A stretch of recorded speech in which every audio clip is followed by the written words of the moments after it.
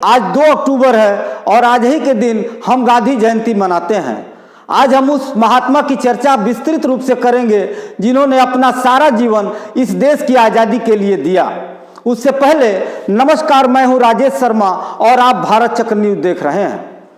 महात्मा गांधी ने suit boot छोड़कर अधनंगा फकीर वाला वेश कब और क्यों चुना? मिस्टर गांधी जैसे राजद्रोही मिडिल टेम्पल वकील का अर्धनग्न हालत में वायसराय के महल की सीढ़ियां चढ़ना और राजा के प्रतिनिधि से बराबर के स्तर पर बात करना बहुत खतरनाक और घृणास्पद था।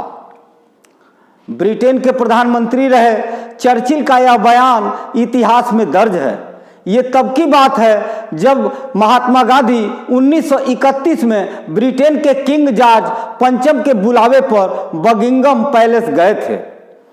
तब गांधी ने अपनी चिर परिचित छोटी धोती पहनी हुई थी जिसे अंग्रेज लाइन क्लॉथ यानी लंगोट कहते थे।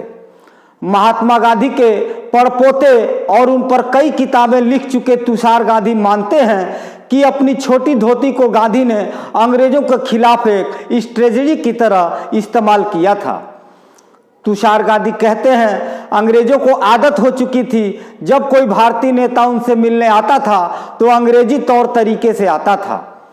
अंग्रेज काफी सहज महसूस करते थे। जब गांधी ने ऐसा नहीं किया तो अंग्रेज परेशान हो गए कि ये इंसान तो हमारे जैसा दिखने की कोशिश भी नहीं कर रहा है। राउंड टेबल कॉन्फ्रेंस में तो अंग्रेज सदमे में ही आ गए थे। हमारे राजा के सामने गांधी आधे नंगे जाएंगे। गांधी एक मनोवैज्ञानिक खेल भी खेल रहे थे। जब आप नेगोशिएशन करते हैं तो उसमें साइकोलॉजिकल दांव पेच खेलने पड़ते हैं। वैसे गांधी की शुरुआती तस्वीरों में आप उन्हें सूट बूट में देख सकते हैं और बाद में वे गुजरात के काठियावाड़ी परिधान में भी दिखते हैं। सवाल यह है कि गांधी की पहचान बन चुकी उन आधी धोती और चादर कब और कैसे अस्तित्व में आई जो देश विदेश में अपने आप में एक प्रतीक बन गया। बात सन 1921 की है जब महात्मा गांधी तमिलनाडु के मुदैर में थे। तब तक गांधी ये फैसला कर चुके थे वे सिर्फ स्वदेशी कपड़े ही पहनेंगे। विदेशी कपड़े जलाने का उनका आह्वान एक आंदोलन बन चुका था। तमिलनाडु में रेल सफर के दौरान जब वो आम रेल यात्रियों से बात कर रहे थे तो उन्होंने पाया कि बहुत से गरीब लोगों के पास पैसे ही नहीं हैं। इसलिए वो पुराने कपड़े जलाकर खादी के नए कपड़े नहीं खरीद सकते। अपनी रेल यात्रा के बारे में गांधी जी लिखते हैं, मैंने रेल की भीड़ में देखा कि उन लोगों को स्वदेशी मूवमेंट से कोई लेना देना नहीं, वो विदेशी कपड़े पहने हुए थे।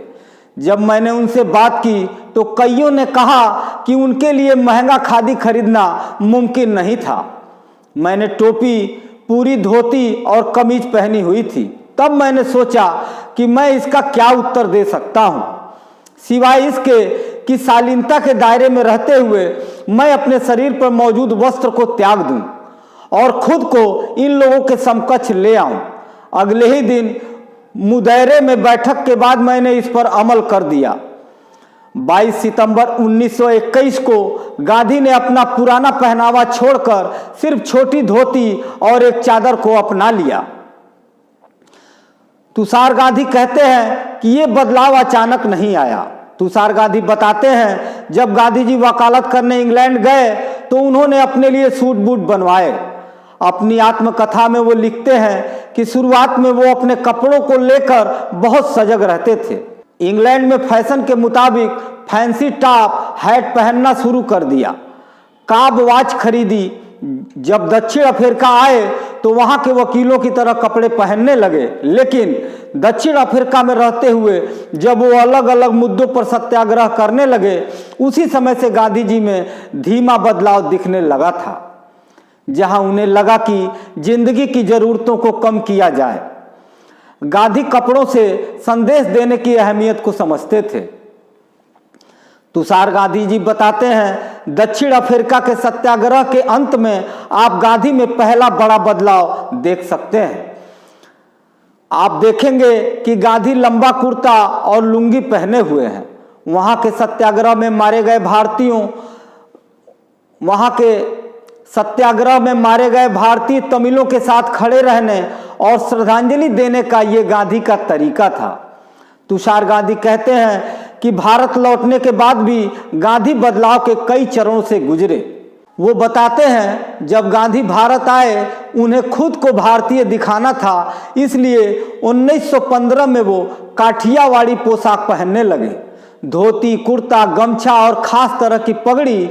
गोखले के कहने पर जब वो भारत भ्रमण पर निकले तब भारत की स्थिति का उन्हें अंदाजा हुआ। चंपारण में उन्होंने देखा था कि पूरे परिवार के पास आधा वस्त्र है जिसे वो बारी बारी से पहनते हैं। तुषार गांधी कहते हैं जब गांधी जी ने खुद के तन पर तरह तरह के लिबास को देखा तो उन्होंने अपने कपड़े कम कर दिए। वो सिर्फ एक कुर्ता और धोती पर आ गए। यहाँ से धीरे धीरे हमें उनके लिबास में फर्क दिखना शुरू हो जाता है, जो आखिरकार तमिलनाडु में सिर्फ आधी धोती में बदल जाता है। गुजरात के वरिष्ठ लेखक और गांधी जी पर अध्ययन करने वाले उर्विस कोठारी कहते हैं कि अपने कपड़े बदलने का निर्णय गांधी जी ने किसी सेंस ऑफ ड्रामा से नहीं लिया था। उर्विस कोठारी के मुताबिक गांधी जी हमेशा शांत चित्त से विचार करते थे और पहले खुद अमल करते थे। जब स्वदेशी आंदोलन चल रहा था तब उन्होंने 22 सितंबर 1921 को घोषणा की थी कि वो कम से कम 31 अक्टूबर तक केवल छोटी धोती या लाइन क्लॉथ ही पहनेंगे। उन्होंने ऐसा भी किया और 31 अक्टूबर 1921 को वो मियाद बढ़कर बेमियाद हो गई। उर्विस कोठारी कहते हैं ये निर्णय प्रैक्टिकल था। गांधी जी को एहसास था कि स्वदेशी मूवमेंट में वो लोगों से विदेशी कपड़े जलाकर खादी खरीदने के लिए कह रहे हैं, लेकिन उन्हें एहसास हुआ कि बहुत से लोगों के पास इतने पैसे नहीं थे कि वो खादी का नया कपड़ा खरीद सकें। इसलिए गांधी जी ने कहा कि आधी धोती भी पर्याप्त है। मदुरै में जिस तरह उन्होंने पहली बार नए परिधान में लोगों को संबोधित किया उसे गांधी पोर्टल कहा जाता है। गांधी की मूर्ति वहां स्थापित है। जब गांधी आधी धोती पहन 1931 में राउंड टेबल कॉन्फ्रेंस के लिए लंदन गए थे तो वहां के कुछ अखबार ने धोती वाली गांधी की तस्वीर छापकर उनका मजाक भी उड़ाया था। आज की खबरों में बस इतना ही। कल फिर मिलते हैं देश दुनिया की बड़ी खबरों के साथ। आप देखते रहिए भारत चक्र न्यूज। नमस्कार, जय हिंद।